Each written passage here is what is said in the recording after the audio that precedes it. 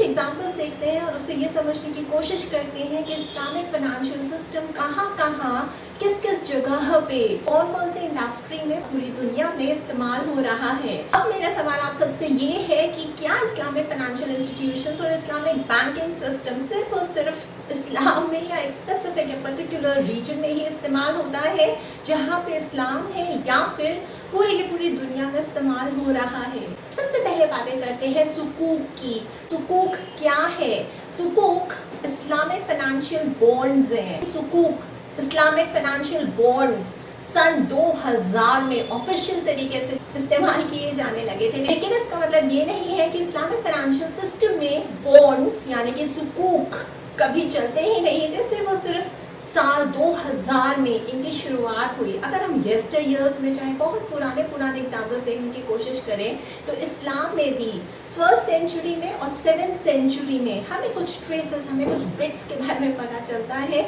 जहाँ पे Islamic financial bonds यानी कि सुकूक का किसी न किसी रूप में इस्तेमाल हुआ है। सोल्जर्स को दिए जाते थे, पब्लिक सर्वेंट्स को दिए जाते थे। इस्लामिक फाइनेंशियल बॉन्ड्स जो हैं सन 2000 तक उनका कहीं आता पता नहीं था, लेकिन 2004 तक इसका जो पूरा का पूरा इंटरनेशनल इस्लामिक फाइनेंशियल बॉन्ड का मार्केट है, सुकूक का मार्केट है, वो तकरीबन $6.9 बिलियन हो चुका था, जो 2003 से भी काफी ज्यादा था। इस तरीके से इंटरनेशनल इस्लामिक फाइनेंशियल बॉन्ड्स जिन्हें हम सुकूक कहते हैं वो ग्लोबली फैलना शुरू हो चुके थे।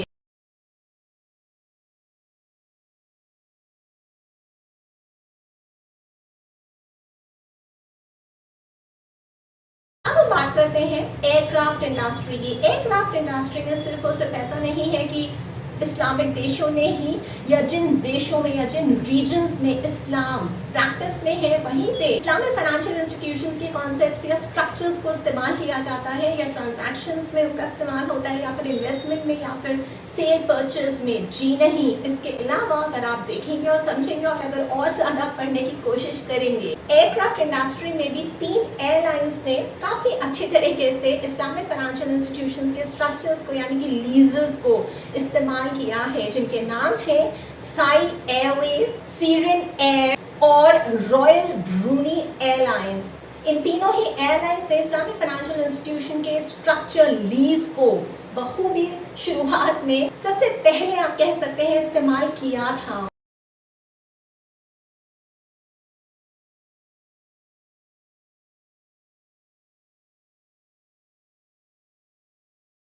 इन एयरलाइंस के अलावा भी बहुत सारी और ग्लोबली एयरलाइंस हैं जो कि इस्लामिक फाइनेंशियल सिस्टम के इस स्ट्रक्चर लीज को बखूबी ग्लोबली आज के समय में भी इस्तेमाल कर रही हैं। इसके अलावा अगर हम प्रोजेक्ट फाइनेंसिंग की बात करें, प्रोजेक्ट फाइनेंसिंग में इस्लामिक फाइनेंशियल इंस्टीट्यूशन के जो स्ट्रक्चर्स हैं उनका बखूबी मिडिल ईस्ट में इस्तेमाल हो रहा है, यानी इस्लामिक बैंक्स जो है पूरे के पूरे मिडिल ईस्ट रीजन में प्रोजेक्ट को फाइनेंस करने के लिए इन्हीं इस्लामिक बैंक्स का, इन्हीं इस्लामिक फाइनेंशियल इंस्टीट्यूशंस के कॉन्सेप्ट्स का और स्ट्रक्चर्स का इस्तेमाल किया जा रहा है। जो एक प्रोजेक्ट में सेल परचेज होती है वो सब की सब इस्लामिक बैंकिंग सिस्टम के थ्रू ही की जा रही है। इसका साफ साफ मतलब ये है कि इस्लामिक बैंकिंग सिस्टम सिर्फ और सिर्फ एक रीजन भर में सीमित नहीं है, पूरी की पूरी दुनिया में अगर आप वर्ल्ड मैप में, ग्लोब मैप में देखने की कोशिश करें, 2002 में यूनिवर्सल शरिया कंप्लायंट फाइनेंस स्टैंडर्ड्स बन चुके थे, जिसकी वजह से जो पहले अलग अलग शरिया बोर्ड्स की अलग अलग ओपिनियंस, अलग अलग फतवा हुआ करते थे, किसी भी एक ट्रांजैक्शन के बारे में स्पेसिफिक स्टैंडर्ड कभी भी नहीं मिलता था। जब इस्लामिक फाइनेंशियल सिस्टम्स की शुरुआत हुई थी, इसी कंफ्यूजन के चलते जब तक कि 2002 में यूनिवर्सली शरिया कंप्लायंट फाइनेंस स्टैंडर्ड्स नहीं बन गए, अलग अलग शरिया कोड्स अपनी अलग अलग फतवा, अपनी अलग अलग ओपिनियन जारी किया करते थे। किसी भी एक भी डाउट के बारे में अगर कहीं पे भी किसी भी इस्लामिक बैंक के ट्रांजैक्शन में गड़बड़ी पाई जाती थी, अब किस शरिया बोर्ड के फतवा को, किस शरिया बोर्ड के जुरिस्डिक्शन को सही माना जाए या गलत माना जाए, बहुत ज़्यादा कंफ्यूजन होता था। सारे के सारे मतभेद जो हैं वो 2002 में ख़त्म हो गए जब से यूनिवर्सली एक्सेप्टेड शरिया कंप्लायंट फाइनेंस स्टैंडर्ड्स लागू किए गए। इसके बाद से तो कंसिस्टेंसी ही कंसिस्टेंसी है। इस्लामिक बैंकिंग सिस्टम में जब भी हम बातें करते हैं ओनरशिप रिस्क की, एसेट रिस्क की, डॉक्यूमेंट्री कॉम्प्लेक्सिटी की। डॉक्यूमेंट्री कॉम्प्लेक्सिटी से मेरा मतलब ये है कि जैसे मान लीजिए कि आपने पहले ही किसी कन्वेंशनल बैंक से, जो इस्लामिक बैंक नहीं है, वहाँ से डेट या उधार लिया हुआ है जिसके लिए आप लोन ले रहे हो और इंटरेस्ट भी दे रहे हो। अब आपने सोचा कि मैं इस्लामिक बैंकिंग सिस्टम का भी पार्ट बन जाता हूँ, मुझे उनका जो एक स्ट्रक्चर है इक्विटी का वो बहुत अच्छा लगता है। सवाल आपसे ये है कि अगर एक शख्स ने किसी भी कन्वेंशनल बैंक से, जो इस्लामिक बैंक नहीं है, वहाँ से उसने डेट उठाई हुई है जिसको पे करने के लिए उसने लोन लिया है, वो इंटरेस्ट दे रहा है, उसका एक पूरा का पूरा जो डॉक्यूमेंट है, जो पूरा का पूरा कॉन्ट्रैक्ट है उसने बनवा लिया है। लेकिन अब किसी भी मोड़ पे यही शख्स ये डिसाइड करता है कि उसे इस्लामिक बैंक से इक्विटी भी उठानी है, उठा लेता है वो उसी प्रॉपर्टी पे। लेकिन अब ये बात आ जाती है, तो क्या पुराना जो कॉन्ट्रैक्ट है, जो जिस कॉन्ट्रैक्ट पे लिखा हुआ है कि ये जो डेट है जो इसने कन्वेंशनल बैंक से लिया, जिसके लिए उसने इतना लोन लिया है, जितना इंटरेस्ट वो पे कर रहा है, वो कॉन्ट्रैक्ट जो है वो नल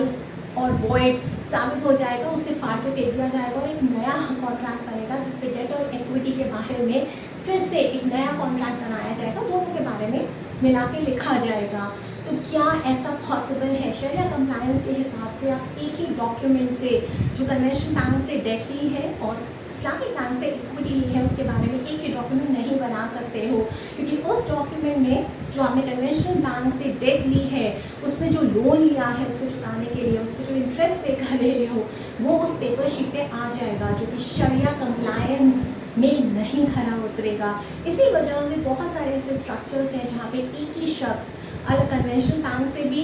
पार्टिसिपेशन चाह रहा है और दूसरी तरफ उसी सेम प्रॉपर्टी को लेके या उसी सामान को लेके जिस पे वो किसी भी तरीके की सेल परचेज कर रहा है, किसी भी तरीके का दूसरी तरीके से जैसे इक्विटी से इन्वॉल्व होना चाह रहा है इस्लामिक बैंक के थ्रू, तो जो डॉक्यूमेंट्स हैं वो अलग अलग बनेंगे। कभी कभार इन केसेस में क्या होता है कि जो भी आप इक्विटी उठाते हो इस्लामिक बैंक के थ्रू, वहाँ पे आप थर्ड पार्टी बन जाते हो और वहाँ पे आपका एक अलग से डॉक्यूमेंट बनता है जिसमें आपको थर्ड पार्टी बताया जाता है। 2003 में HSBC ने यूके में मॉर्गेजेस देना शुरू कर दिया था इजरा कॉन्सेप्ट पे।